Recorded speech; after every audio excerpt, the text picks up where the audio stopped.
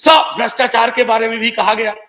तो सर मैं तो सोच के आया था कि ऐसी कोई बात ही नहीं बोलूंगा, अचानक आपको देखा और आप आए, बीच में प्रवेश की, कहानी याद आई।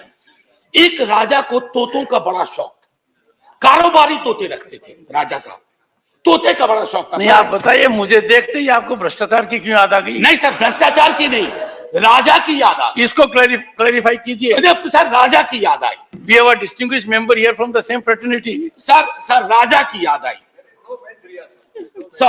सर तो कई तोते थे उसके पास, लेकिन अचानक उसका स्नेह एक खास तोते के लिए काफी हो गया। गौतमी प्रवृत्ति का तोता था, तो सबको चांदी और स्टील की कटोरी मिली, उस तोते को कनक कटोरी मिली। और तोते से राजा सलाह बहुत लिया करते थे, और तोता सलाह भी देता था, भूत भी ठीक करता था, भविष्य की बात भी करता था। एक दिन उस तोते के बारे में कोई अनुसंधान आ गया पड़ोस से। उस अनुसंधान के बाद तोता थोड़ा बीमार रहने लगा। अब उस बीमार तोते की वजह से राजा ने भी खाना पीना छोड़ दिया। लेकिन उस तोते का एक और भाई था जो विनोदी स्वभाव का था।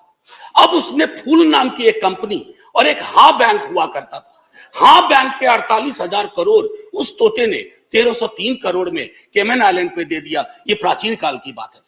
तो तोता और राजा की कहानी में पिक्चर अभी बाकी है, शेष अगले अंक में, संभवतः बजट में।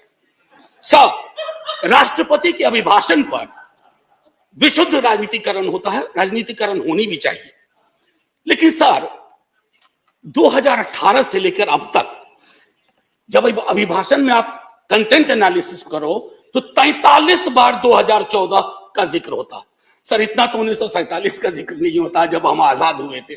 2014, ये कौन से इतिहास की समझ विकसित कर रहे हैं कि 2014 से पूर्व इस देश में अंधेरा था और 24 में अगर कुछ और हो गया तो देश में सन्नाटा हो